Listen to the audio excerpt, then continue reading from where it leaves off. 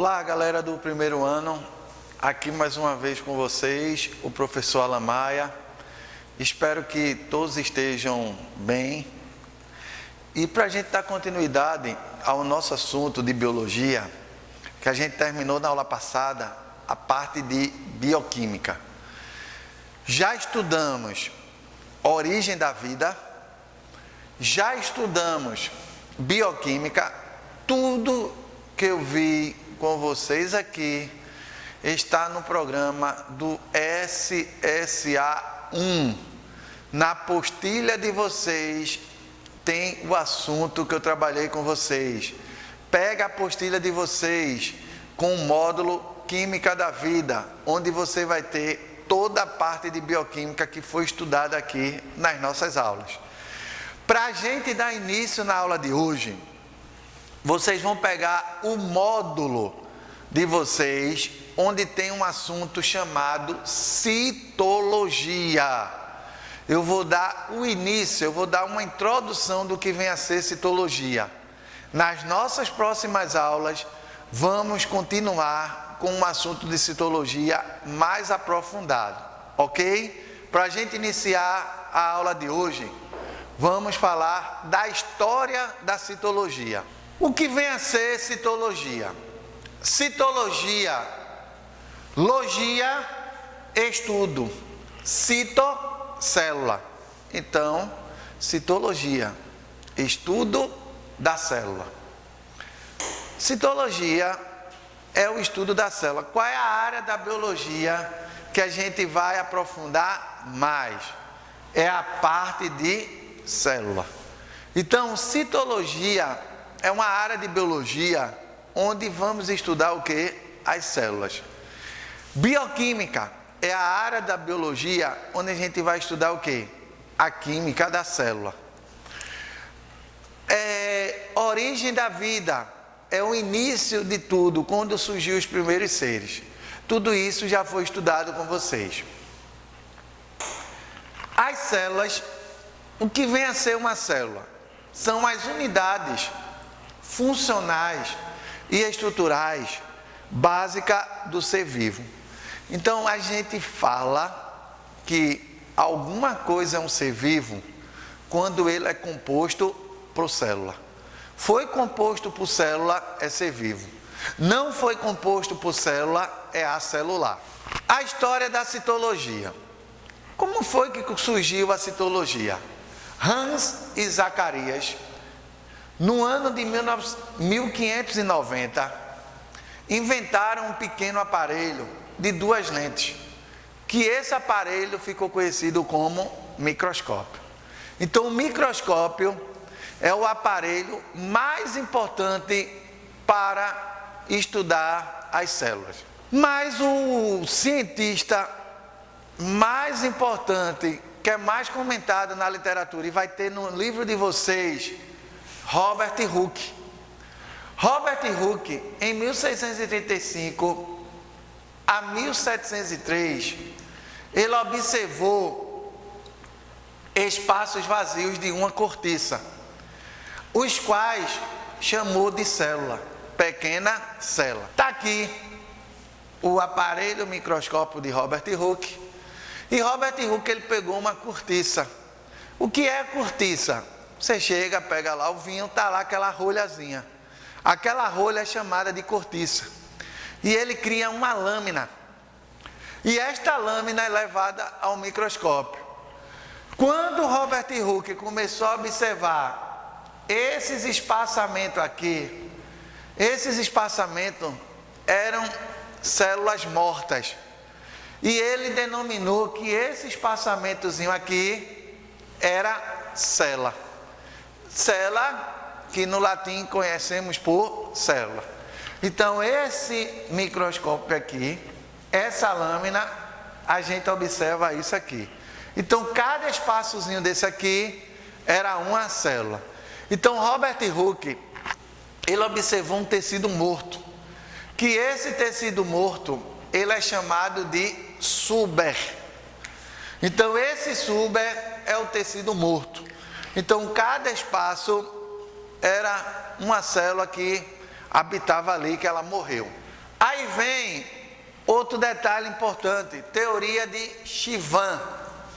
Chivan, em 1839, observa a existência de células tanto nos animais quanto nos vegetais. E Chivan, ele criou uma teoria muito importante, conhecida como teoria celular. O que é que a teoria celular diz? Que a teoria celular fala que todos os seres vivos são compostos por célula.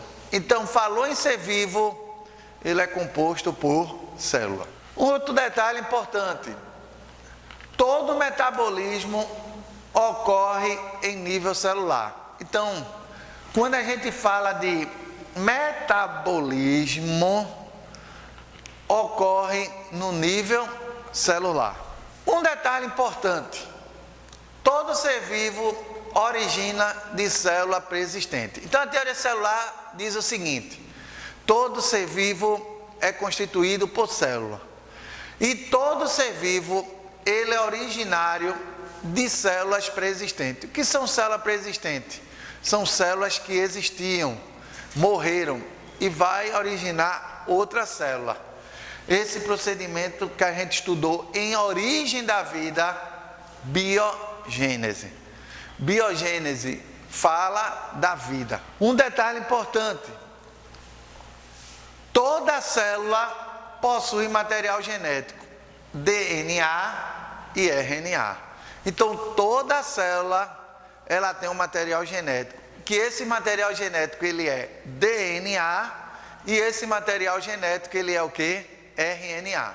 Como eu falei a vocês, o microscópio é a ferramenta mais importante no estudo da célula. O microscópio ele é dividido em dois tipos.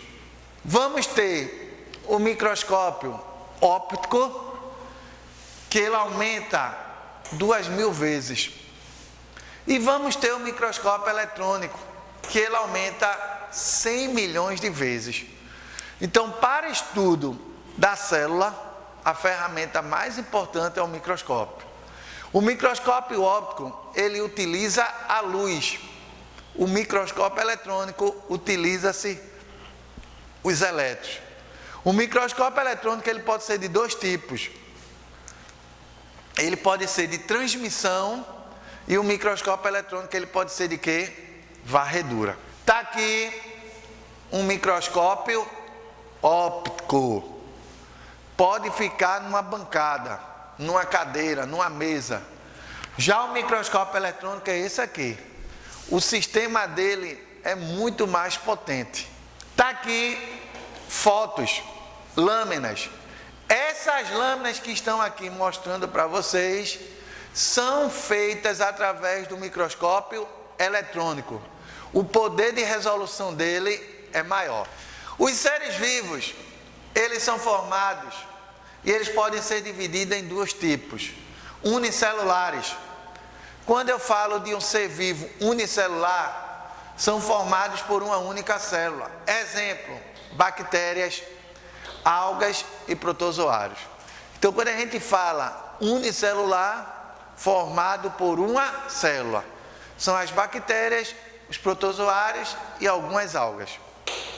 E pluris, aqui eu tenho o desenho de uma bactéria, onde eu tenho ela aqui. Então, isso aqui é um ser vivo. E esse ser vivo aqui, ele é um ser vivo unicelular, formado apenas por uma célula. E aqui eu tenho um protozoário.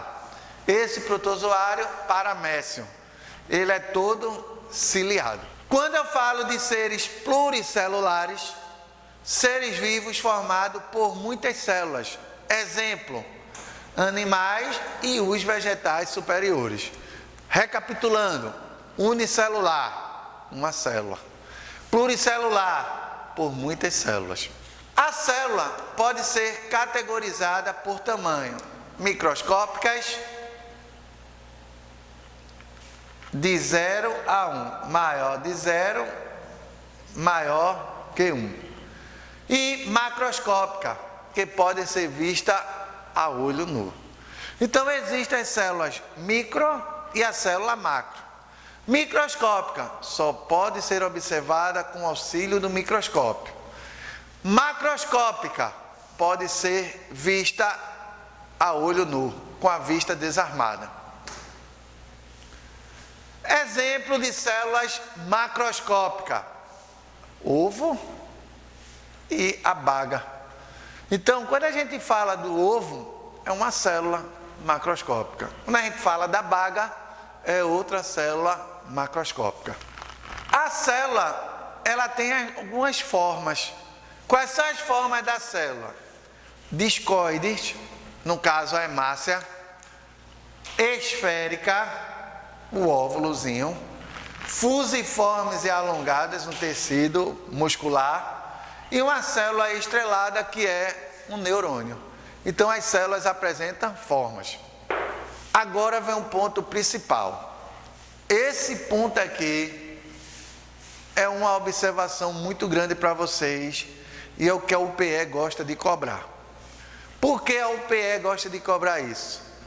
É de acordo com a classificação de Bisozeiro. O que é que Bisozeiro diz? A célula, ela, de acordo com o tempo de duração de vida.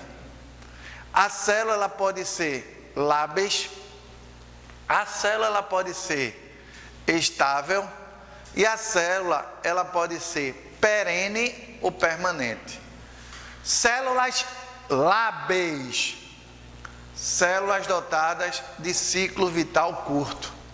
O ciclo de vida de uma célula lábeis é um ciclo de vida curto, continuamente produzida pelo organismo. Permite o crescimento e a renovação dela é o que? Constante. Exemplo: células sanguíneas, glóbulos brancos, glóbulos vermelhos e as células epiteliais. Então a nossa pele, o epitélio, ela sempre vai estar em renovação. Por que ela vai estar sempre em renovação? Porque ela pertence ao grupo das células lábeis. Falou em célula lábeis, lembra, curto período de vida. As hemácias, os leucócitos e o tecido epitelial. Todas elas são células lábeis. Estáveis é outro ponto importante. Células dotadas de tecido vital, médio ou longo, podendo durar meses ou anos, produzidas durante o período de crescimento do organismo. Essas células só voltam a ser formadas em condições excepcionais, como na regeneração de tecidos. Então, as células estáveis, ela é formada no período embrionário, para de ser formada, mas ela pode vir ser formada em uma situação excepcional que o indivíduo necessite, como uma fratura do osso. Então o osso fraturou, ele vai ser formado novamente um novo ossozinho ali, um novo tecido, através das células o quê? Estáveis. Célula óssea, os hepatócitos, células do fígado, células pancreáticas, musculares e lisas. Então, lábeis, curto período de vida. Estável, é formado no período embrionário, para de ser formada, mas volta a ser formada em uma situação excepcional. E por último, vamos ter a célula permanente. Quando eu falo célula permanente, é aquela célula que só vai ser formada no período embrionário. Então, somente durante o período embrionário. Exemplo de uma célula permanente: neurônio. O neurônio, ele só é formado no período embrionário. Se a pessoa chegar, sofrer um acidente e retirar o corpo celular onde está o núcleo do neurônio, ali não é formado uma nova célula. Deixou de ser formada. Por quê?